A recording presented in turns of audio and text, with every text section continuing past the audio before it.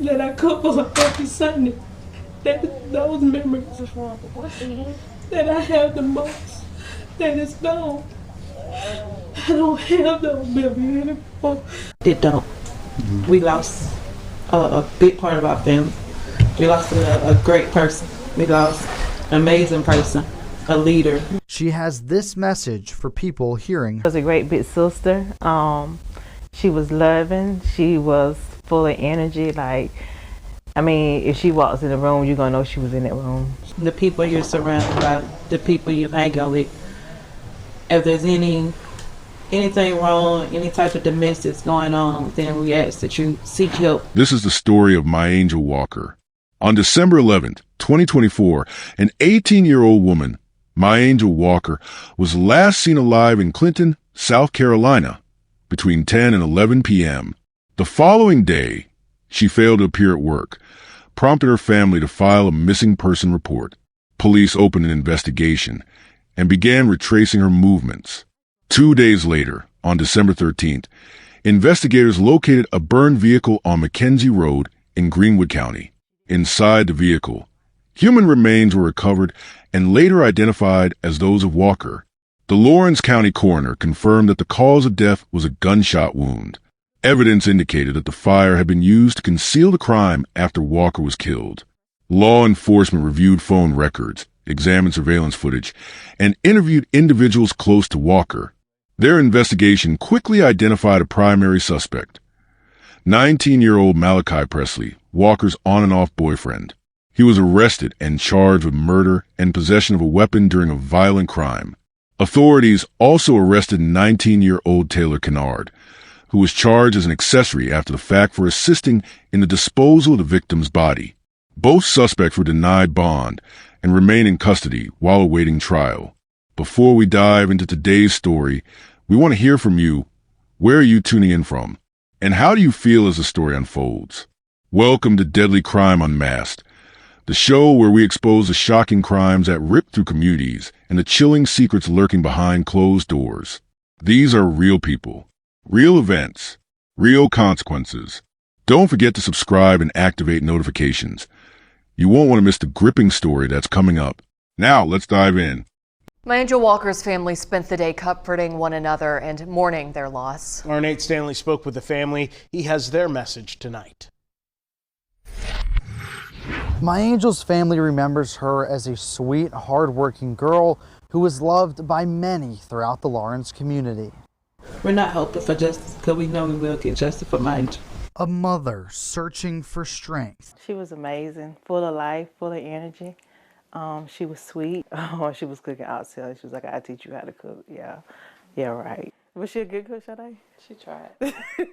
Very unlike My Angel to not show up for work. She always show up for work. I just wanted to put eyes on my baby. I wanted to be able to see my baby. Anybody that's going through any type of domestic dispute, being abused, anything, get away. If you able, get away. My Angel Walker was an 18-year-old young woman from Clinton, South Carolina. She lived in a small community within Lawrence County, where she had spent most of her life. At the time of her death, she was legally considered an adult, but still closely connected to her immediate family, particularly her mother, with whom she lived. Walker had recently completed her high school education. Records and reports confirmed that she graduated earlier in 2024.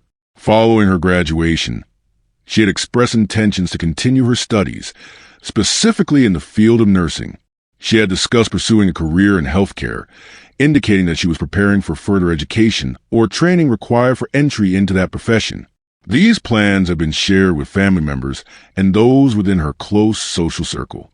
While developing her post-graduation path, Walker was also employed. She held a local job, which provided her with regular income and structure as she prepared for her next phase in life. Details from reports show that her last known shift was scheduled shortly before her disappearance. When she did not report to work as expected, it became the first indication to her family and employer that something was wrong. This absence from work was described as unusual and prompted immediate concern. Her home environment consisted primarily of her relationship with her mother. They resided together in Clinton and Walker was still dependent on her mother for daily living arrangements while also working toward her independence. Beyond her family unit, she was connected with a number of friends, former classmates, and acquaintances in the local community. Many describe her as someone who maintained close ties with those around her. A significant element of her personal life was her relationship with Malachi Presley, a 19-year-old from the same area. The relationship between Walker and Presley was characterized as on and off, meaning it did not remain consistent over time. Sources identify that the two had been in contact over a period, with times of involvement and separation. This connection later became a central point in the investigation following her death. In the broader social context, Walker was known by peers for maintaining active communication and involvement with her family and friends. Accounts from acquaintances confirmed that she regularly interacted with those in her circle, and her disappearance was immediately recognized as abnormal. Her pattern of behavior, attending work, maintaining communication with her mother, and staying connected with friends, formed a baseline that investigators would later rely upon to track deviations in her final days. On the morning of December 11, 2024, 18-year-old My Angel Walker carried out her routine activities in Clinton, South Carolina. Records confirm she was in communication with friends earlier in the day, with text messages and calls exchanged between her and close acquaintances. Several of those contacts were later verified by law enforcement during the investigation. Throughout the day, Walker was also in contact with family members. Phone logs and witness statements indicate she maintained her usual level of communication, showing no indication of distress or unexpected changes in her schedule. Later that evening, Walker was seen interacting with 19-year-old Malachi Presley. The two had been in an on and off relationship, which was already known to her family and friends. Surveillance footage from areas around Gary Street in Clinton, combined with witness observations, confirmed Presley's presence with Walker during the late hours of the night. According to investigators, the critical time frame of the case occurred between 10 p.m. and 11 p.m. on December 11th. It was during this window that Walker was last seen alive. Authorities believe that she was shot during this time frame while on Gary Street. Forensic findings later supported this timeline, establishing her death as occurring in that approximate hour. On December 12th, Walker failed to report to her workplace. Her absence was unusual, prompting immediate concern. When she did not appear and could not be contacted, her family quickly took action. Her mother attempted to reach her by phone multiple times without success. That same day, her family filed a missing person report with the Clinton Police Department. Officers began a preliminary search that included contacting friends, reviewing her recent communications, and canvassing areas she was known to frequent. At this stage, law enforcement classified the situation as a missing person case, but noted potential concerns based on the abrupt lack of communication and her close ties to Presley. The search on December 12th did not yield significant results. Investigators were working against time, aware that the critical first 24 hours in a disappearance are essential for locating missing persons. On December 13th, the investigation escalated when authorities in Greenwood County received a report of a burned vehicle near Mackenzie Road, a remote and less traveled area. Local law enforcement responded to the scene and discovered that the vehicle was severely burned, with human remains located inside. Initial observations confirmed that the car belonged to a known associate, and later identification established that the remains inside were those of My Angel Walker. This shifted the case immediately from a missing person investigation to a homicide investigation. Authorities began to secure the scene for forensic processing. The vehicle had been extensively damaged by fire, indicating that an attempt had been made to destroy evidence. Investigators noted the following key details from the scene. The car was found heavily damaged by fire, with interior components destroyed and most identifying materials severely affected. Despite this, investigators were able to trace ownership and connection to the suspects involved. Mackenzie Road in Greenwood County is a relatively isolated area, making a location consistent with attempts to conceal a crime. The remoteness reduced the likelihood of witnesses and delayed discovery. The human remains discovered inside the car were burned beyond recognition. Identification required forensic confirmation through additional means rather than simple visual recognition. After recovering the remains, authorities turned them over to the Lawrence County Coroner's Office for examination. The coroner's report later confirmed that the cause of death was a gunshot wound. Importantly, the autopsy determined that the fatal injury occurred prior to the burning of the vehicle, confirming that Walker had been killed before the attempt to conceal the crime by fire. With this confirmation, investigators reconstructed the events leading to the discovery. Evidence indicated that after Walker was shot on Gary Street between 10 o'clock and 11 p.m. on December 11th, her body was moved and placed in the vehicle. The vehicle was then transported to Greenwood County, where it was set on fire on or before December 13th. The discovery of the burned vehicle provided the turning point in the case. Authorities quickly shifted focus toward identifying individuals involved, reviewing surveillance footage, phone records, and witness accounts. These steps ultimately connected the crime to Malachi Presley and an accomplice, Taylor Kennard. The case of My Angel Walker moved into a critical phase when forensic evidence began to reveal what had happened in the final hours of her life. The investigation transitioned from a missing person inquiry to a homicide case once the Lawrence County coroner released the official autopsy findings. The body recovered from a burned vehicle on Mackenzie Road was examined by the Lawrence County Coroner's Office. Despite the extensive fire damage to the vehicle, forensic examiners were able to determine key details. The findings confirmed that the deceased was My Angel Walker, 18 years old, reported missing from Clinton, South Carolina. The autopsy established the cause of death as a gunshot wound. The trajectory and ballistic evidence indicated she was shot prior to the fire. According to the coroner's timeline, the estimated time of death occurred between 10 and 11 p.m. on December 11th, 2024.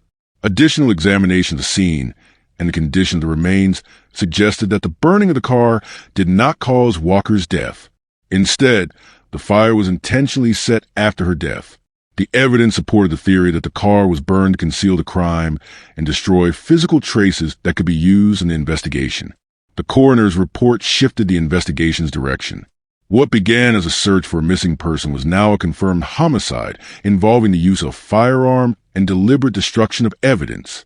Following the discovery of the body in the coroner's report, law enforcement escalated the case from a missing person search to a homicide inquiry.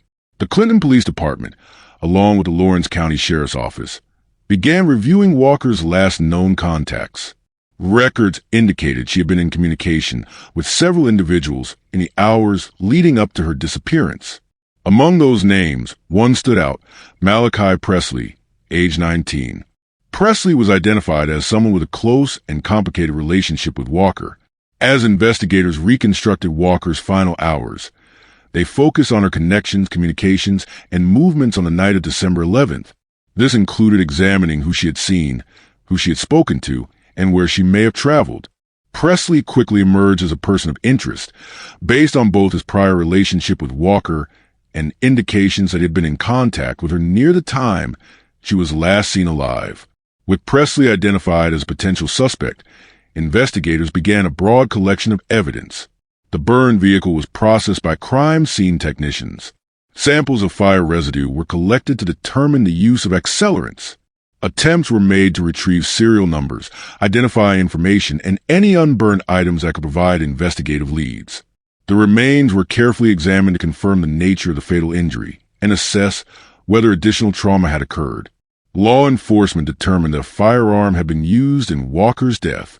Bullet fragments and ballistic markings were analyzed to identify the caliber and possible type of weapon used. This analysis was critical in connecting the weapon to the suspect once recovered. Investigators subpoenaed the phone records of both Walker and Presley. The logs showed communication between the two on the night of December 11th. Cell tower data provided approximate locations of both phones, placing Presley in proximity to Walker during the key time window. Messages and calls were examined for context regarding their interactions before her death. Officers canvassed the area surrounding where Walker was last seen. Surveillance cameras from businesses and residential areas were reviewed. Footage provided information on vehicle movements and supported the timeline that Walker's car was driven to the Greenwood County location, where it was later discovered burned. Friends, family members, and acquaintances of Walker were interviewed. Witnesses confirmed the on and off nature of her relationship with Presley.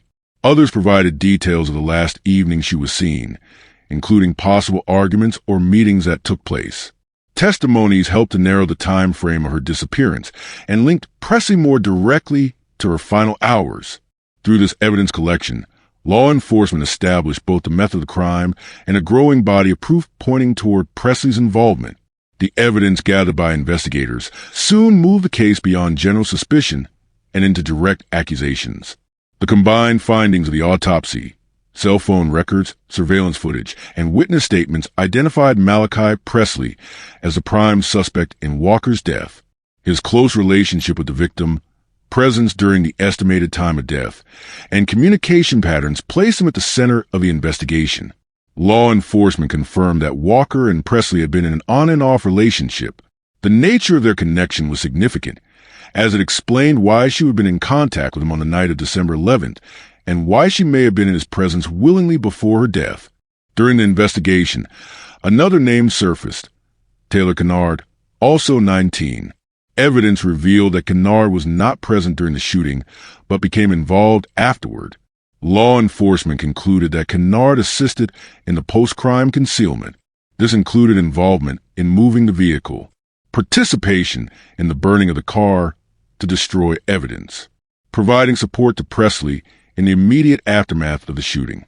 As a result, charges were divided between the two individuals. Presley faced direct charges of murder and possession of a weapon during a violent crime.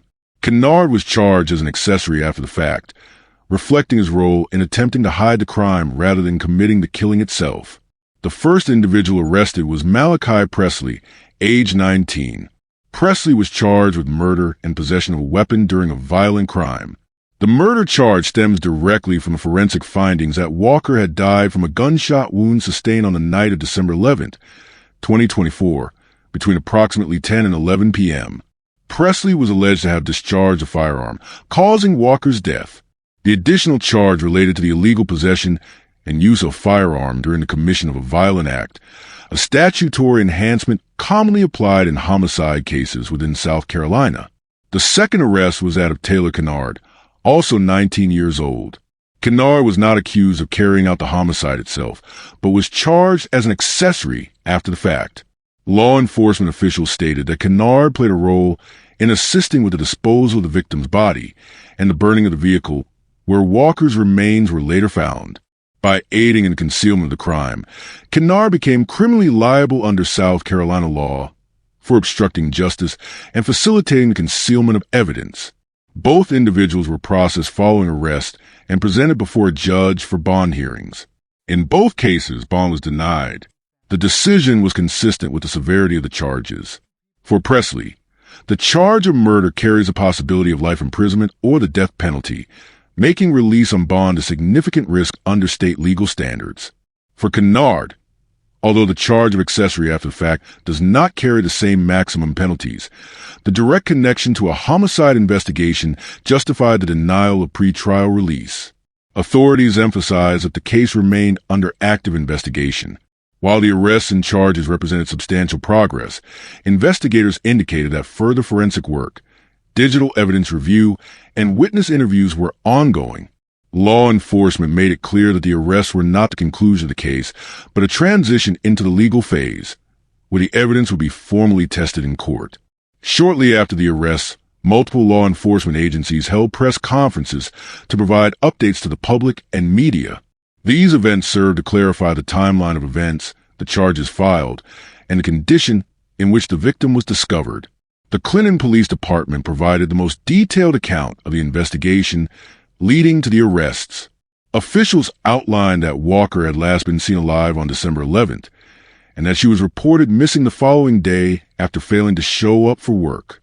The search transitioned quickly into a homicide investigation after a burned vehicle was located in a remote area of Greenwood County. During the press briefing, Clinton police confirmed that forensic evidence linked Presley to the shooting and Kennard to the post-crime concealment efforts. The department described the process of obtaining warrants for arrest and explained the coordination between Clinton Police, the Greenwood County Sheriff's Office, and the Lawrence County Coroner's Office.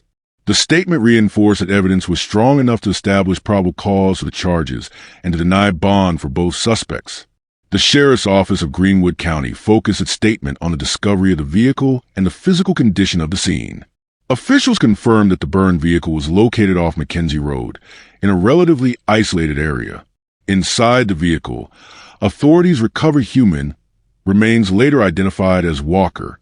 Sheriff's officials noted the extent of the fire damage and the role this played in complicating the recovery and identification process. They confirmed that crime scene technicians conducted a detailed survey of the area, collected physical evidence, and secured the vehicle for forensic examination. The Sheriff's Office highlighted the cooperation among multiple jurisdictions, noting that the investigation crossed county lines but was handled through interagency collaboration. The Lawrence County coroner provided a direct statement regarding the cause of death.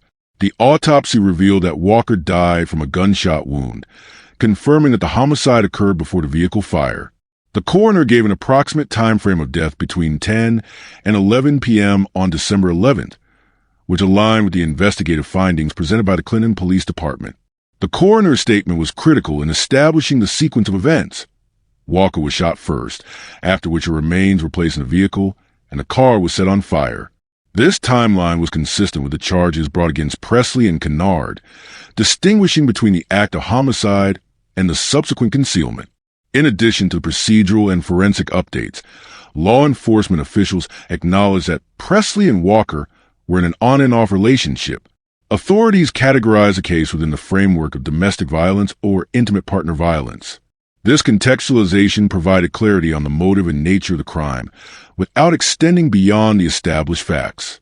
Officials explained that Presley's prior relationship with Walker was a relevant factor in understanding the dynamics of the case. By publicly confirming the relationship, investigators positioned the crime not as a random act, but as one rooted in a personal and intimate connection. While motive was not explicitly detailed during the press conferences, the recognition of domestic violence as a contextual factor indicated the direction in which the prosecution might argue the case in court.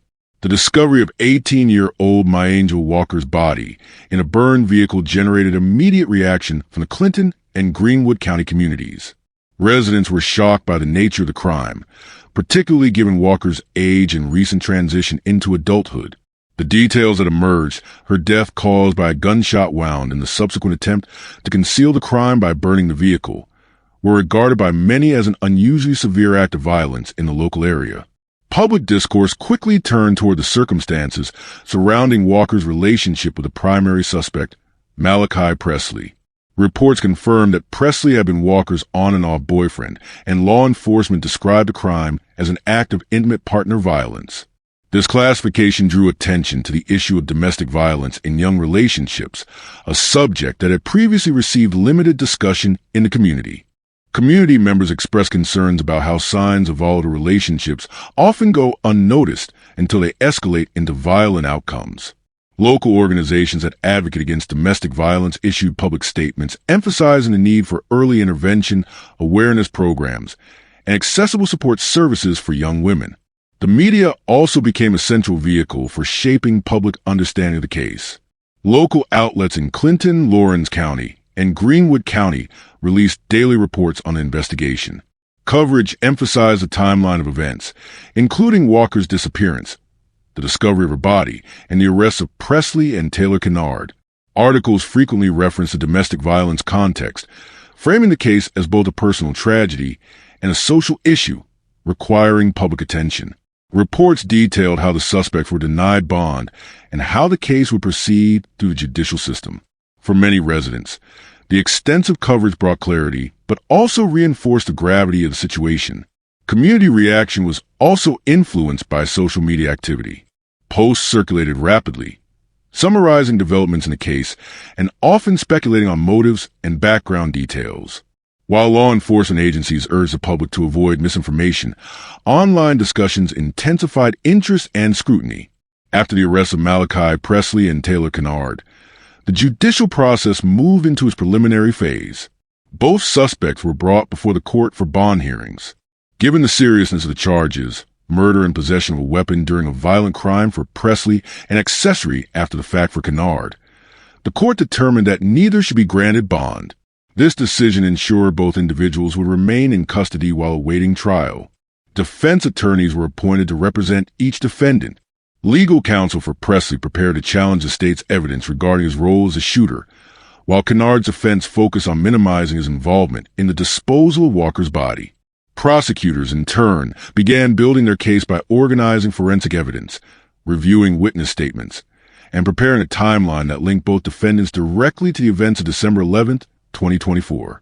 Central to the pre-trial stage was a classification of Walker's death as a homicide caused by a gunshot wound.